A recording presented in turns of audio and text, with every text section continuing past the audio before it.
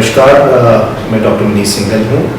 मैं कैंसर विशेषज्ञ हूँ। मैं कीमोथेरेपी करता हूँ और कीमोथेरेपी में हम वो दवाइयाँ देते हैं जो कैंसर की रोकथाम के लिए आवश्यक होती हैं।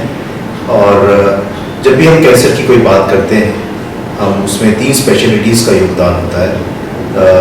फर्स्ट स्पेशलिटी जो होती है वो सर्जरी होती है, यानी सर्जिकल ऑन्कोलॉजिस्ट जो कैंसर की सर्जरीज करते हैं। आमतौर पे ये सर्जरीज दूसरी सर्जरी से अलग होती है, क्योंकि इसमें एक ऑन्कोलॉजिकल यानी कैंसर सर्जरीज और कैंसर प्रिंसिपल्स की तरह इसकी सर्जरी की जाती है, जिसमें आसपास के टिश्यूज़ को भी निकाला जाता है। तो ये आम सर्जरी से अलग है, जो कि एक्सपर्ट्स कैंसर सर्जन ही कर सकता है। कुछ बात करें ब्रेस्ट कैंसर से रिलेटेड, जो मैं आप लोगों को बताना चाहूँगा वो ये है कि ब्रेस्ट कैंसर एक बढ़ती हुई हेल्थ प्रॉब्लम है।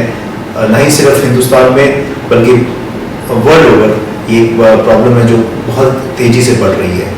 कुछ ऐसे कारण हैं जो हम आइडेंटिफाई कर सकते हैं और जिनको हम रोक भी सकते हैं। वो है ओबेसिटी, सेडेंटरी लाइफस्टाइल, यानी कि आमतौर पे हम लोग अपनी जीवन में इतने व्यस्त हो जाते हैं कि हम भूल जाते हैं कि हमें एक एक्टिव लाइफस्टाइल रखना चाहिए। ओबेसिटी देखा जा रहा है कि वो धीरे धीरे नई जनरेशन में इंक्रीज हो रही है, यानी मोटापा। इसके बचने के लिए हमें लगातार एक्सरसाइजेस करनी चाहिए और एक वेट कंट्रोल अगर हम रखें तो वो भी बहुत इम्पॉर्टेंट है। सिगरेट स्मोकिंग से भी ब्रेस्ट कैंसर यानी स्तन के कैंसर में बढ़ोतरी नज़र आ रही है। तो जो फीमेल्स स्मोकिंग करने लग जाती हैं, तो मेरा उनसे निवेदन रहेगा कि वो स्मोकिंग छोड़ें और एक एक्टिव और हेल्दी लाइफस्टाइल रखें। लेट मैरिजेस भी हमारी सोसाइटी में बहुत कॉमन हो गई है और ऐसा देखा गया है कि अगर फर्स्ट या मैरिज 30 साल के बाद होती है और ये फर्स्ट बेबी 30 साल के बाद होता है, तो ब्रेस्ट कैंसर का इंसिडेंस हायर हो जाता है। स्मॉलर फैमिलीज होने लगी है। इससे ये तो मतलब नहीं बनता कि हम बड़ी बड़ी फैमिलीज करें जैसे पहले हुआ करता था, बट हाँ, if there is less than 1 child और नो चाइल्ड और there is less than 2 children, then the breast cancer incidence is higher. These are certain factors जो हम सोचते हैं कि we can control on our own basis. Yet अगर prevention नहीं हो सकता है और स्पोरेडिक केसेस हमें मिलते जाते हैं, तो एटलीस्ट अर्ली डिटेक्शन नेक्स्ट मुद्दा रहेगा टॉपिक डिस्कशन का।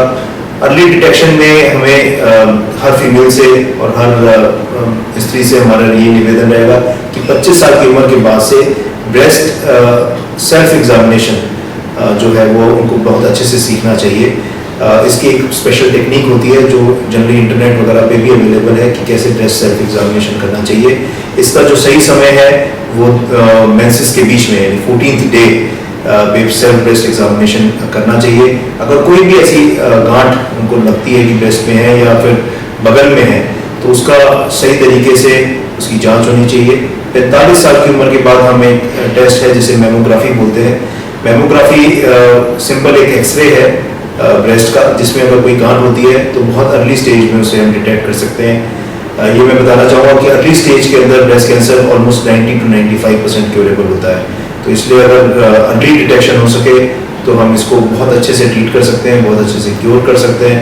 This is very very important और ये हमें हमेशा समझना चाहिए कि early detection is the rule. और अगर प्रिवेंशन हो सके तो nothing like it, then we can save many lives.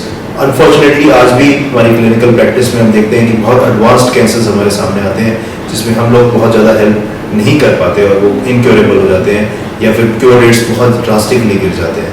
तो मेरा निवेदन रहेगा कि सब औरतों से, सब फीमेल से, कि वो ब्रेस्ट एग्जामिनेशन रेगुलरली करें। सेल्फ ब्रेस्ट एग्जामिनेशन, कोई एब्नॉर्मलिटी है उसको चेक करवाएं।